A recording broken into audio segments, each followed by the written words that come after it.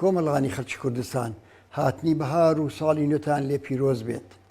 بەهار کە هێمای نوێبوونەوەیە و سروش گیانێکی تازەی دێتەوە بەر، هیوادارم بۆ ئێوەش خەمڕەوێن و مژدەبەخشی ڕزگاری و توانەوەی بەستەڵەکی ستەم و دابینبوونی ئازادی و ژیانی بەختەوەرانە بۆ هەمووان بێت. ئەمڕۆ نوێجێژنی ژینا و زیاتر لە 600 کیژ و کوڕی ئەو وڵاتەیە کە بەدەست پاسەوانانی ڕژیمێکی جەلات لە 6 مانگی ڕابردوودا گیانیان بەخت کرد. ئەوان دڵیان کەیری خۆشەویستی بوو بۆ ژیان و دڵیان کەیری هیوا بوو بە ئازادی و ناویان لە لاپەڕەکانی مێژووی پڕ لە سەروەریدا وەک سەرقافڵەی شۆڕشێکی ڕزگاری بەخش تۆمار بووە. هەزاران سڵاو بۆ دایکان و باوکان و ئەندامانی بنەماڵە سەربەرزەکانیان کە تەنانەت ڕێوڕەسمی ئەسپەردەکردن و یادکردنەوەی ئازیزانیشیان کردە شانۆی خەبات و خۆراگری و درێژەی خەباتی ڕۆڵەکانیان. لەم ڕۆژەدا جارێکی دیکە یادیان دەکەینەوە و بە بنەماڵە خۆراگرەکانیان دەڵێین دڵمان لەگەڵ دڵتانە و خەمی ئێوە خەمی بە میلیۆنان خەڵکی ئەو وڵاتەیە و خوێنی لاوانمان بە فیرۆناچێ و داری سەرسەوزی ژیان ئاودێر دەکات. با لەو ڕۆژەدا یادی هەزاران ئینسانی کۆمونیست و ئازادیخوازیش بکەینەوە کە لە ماوەی 44 ساڵی ڕابردوودا چ لە ئەشکەنجەگاکانی کۆماری ئیسلامیدا و چ لە مەیدانەکانی خەباتی پێشمەرگانەدا گیانیان بەخت کرد و تۆوی هیوا بە سەرکەوتنیان لە دڵی ئێمەدا چاند. هەزاران سڵاو بۆ بنەماڵە سەربەرزەکانیان. ئەمڕۆ زیاتر لە 6 مانگ بەسەر شۆڕشێکدا تێپەڕ دەبێت کە لە کوردستانی خۆڕاگرەوە سەری هەڵدا و بە خێرایی هەموو ئێرانی گرتەوە و ناوبانگ و کاریگەریەکانی سنوورەکانی تێپەڕاند. ئەو ڕۆژەی کە بنەماڵەی سەربەرزی ژینا ڕێگەیان نەدا ڕۆڵەکەیان بە تاریکی شەو و بە نەهێنی ئەسپەردەی خاک بکرێت، ئەو ڕۆژەی کە جەماوەری خەڵکی سەربەرزی شاری سەقز بنەماڵەی ژینایان بە تەنیا نەهێشتەوە و بە هەزاران کەسیان خۆیان گەیاندە ئارامستانی ئایجی و دروشمی پڕ لە واتای ژن ژیان ئازادیان بەرز کردەوە، ئەو ڕۆژە حرەکەتێکی مێژوویان بەڕێوە برد و زەنگی شۆڕشێکیان لێدا کە هیوای بەڕزگاری لە ناو دڵی بە میلیۆنان ژنی ستەم لێکرا و لاوی بێ ئاسۆی خۆشی نەدی و لە ژیان گەشاندەوە. شۆڕشێک کە مزجێنیدا بە هەمووان ئازادی و یەکسانیە ڕێدایە. ئەو شۆڕشەی کە بە خوێنی ژیناکان و نیکاکان ئاودێرکرا سەرڕای هەر هەوراز و نشیوێک کۆمەڵێک دەستکەوتی حاشا هەڵنەگەری بەدەستێناوە کە سیمایەکی دیکە بە کۆمەلگای ئێران دەبەخشن. لە ماوەی 44 ساڵی دەسەڵاتی کۆماری ئیسلامیدا گەلێک سەرهەڵدانی جەماوەری لە ئێران ڕوویانداوە، بەڵام ئەوە تەنیا شۆڕشی ژینایە کە ئەزمموی وەها دەوڵەمەندی بەدەستێناوە و تا ئێستاش هەروە بەردەوام بوو. ڕژیمی ئیسلامی هەرچی لە توانایدا بوو دژ بە خەڵکی تووڕە و ناڕازی، دژ بە کچان و کوڕانی شۆڕژێر بەکاری هێنا و نەیتوانی بڵێسەکانی ئەو ئاگرە خامۆش بکات. ئەو شۆڕشە هاوسەنگی هێزی بە خازانجی بەرەی خەڵک گۆڕی. ئەو ڕاستیەیە کە ئەمڕۆکە لە سیمای شارە گەورەکانی ئێران و لە کوردستان و کۆمەلگای ئێراندا بەگشتی دەبینین کە ژنانێک کە بێباک لە زەبر و زەنجی ڕژیم حیجابی زۆرەمری توور هەڵدەدەن و پەلەقاژە و هەڕەشەکانی ڕژیم لەم بوارەدا بێسەمەرە.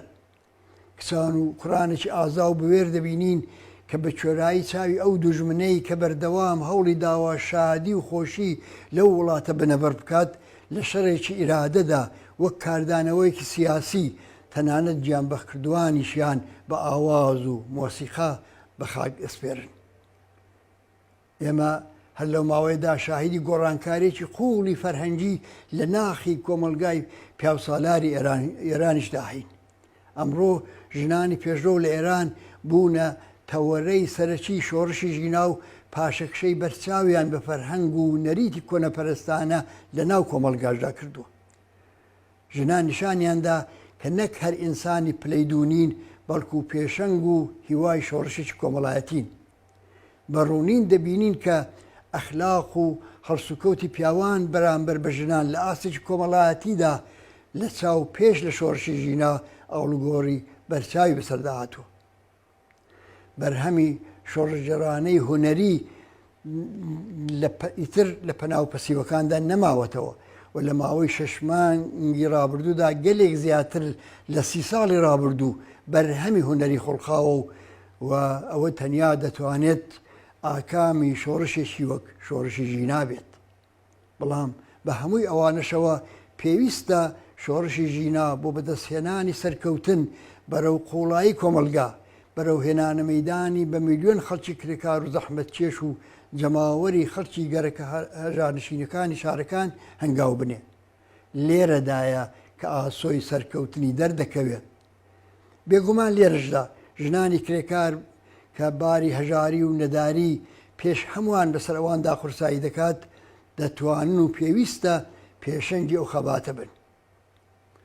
ئازیزان، ڕژیمی کۆماری ئیسلامی لە هەموو ڕوویەکەوە تووشی قەیران هاتووە و بۆ چارەسەرکردنی ئەو قەیرانانەش هیچ ڕێوشوێنێکی چارەنووسازی لە بەردەمدا نییە. هەموو قەیرانانەی کۆماری ئیسلامی لە ساڵی ڕابردوودا لەگەڵی بەرەو ڕووبووە دەگوازرێنەوە بۆ ساڵی نوێش. قەیران و شپردەی ئابووری بەو پەڕی خۆی دەگات. سفرەی زۆرێک لە بنەماڵەکان کە هەروەکو ئێستا خاڵیە هەروە خاڵی دەبێ و گرانی و نەداری تەنگیان پیاڵ دەچنێ. ئەو ڕێژیمە هیچ ڕێگا چارەیەکی بۆ دەربازبوون لەو قەیرانە پێ نییە.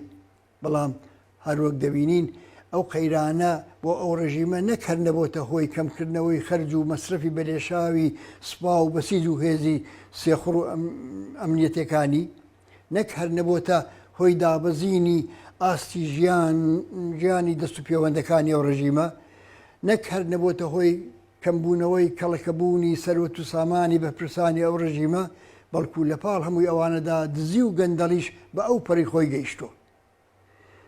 جێگە و پێگەی ئەو ڕژیمە لە ناوچەکەشدا لێژ بووە. ئەگەر ڕۆژێک لە ڕۆژان ئەو ڕژیمە زەمانەتی مانەوەی خۆی لە دەستێوەردان لە وڵاتانی ناوچەکەدا دەدیتەوە، ئێستا هەر ئەو سیاسەتە بۆتە خاڵێکی لاواز بووی. فریوکاریەکانی چیتر کاریگەریان نییە و کۆمەڵانی خەڵک لە وڵاتانی موسڵمان نشین لێ بێزار بوون و یەکەم نیشانەکانی لە سازان لەگەڵ دەوڵەتی عەرەبستانی سعودی و دەست هەڵگرتن لە پشتیوانیکردنی شیعەکانی حوسیدا دەبینی. بەرپرسانی کۆماری ئیسلامی بەڕوونی دەزانن کە چینی کرێکاری ئێران لە چ تواناییەک بۆ لە کارخستنی چرخی ئابووری ئەو وڵاتە بەهرەمەندە.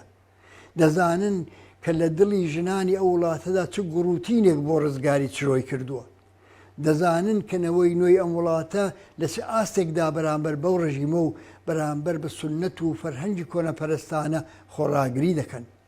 بەرامبەر بە هەمووی ئەو زەرفێتە خەباتکارانەی کە لەم وڵاتەدا پرگیان خواردوتەوە، ئەم ڕژیمە تەنیا ئامرازێک کە لە بەردەستیدایە زەبر و زەنگنواندنە کە ئێوە و ڕژیمیش زۆر باش ئەزانن کە ئەمەش لە ماوەی 1 ساڵی ڕابردوودا نەیتوانیوە خەڵکی ئەم وڵاتە چاوترسێن بکات. بێگومان لە ساڵی داهاتوودا مانگرتن و ناڕەزایەتی کرێکاران درێژەی دەبێت و کەسایەتی بەرچاوی زیاتر لە جەرگەی ئەو خەباتەدا سەر هەڵدەدەن. بزوتنەوەی معلمان خواستەکانی خۆیان بە جددیەتێکی زیاترەوە پەیگیری دەکەن.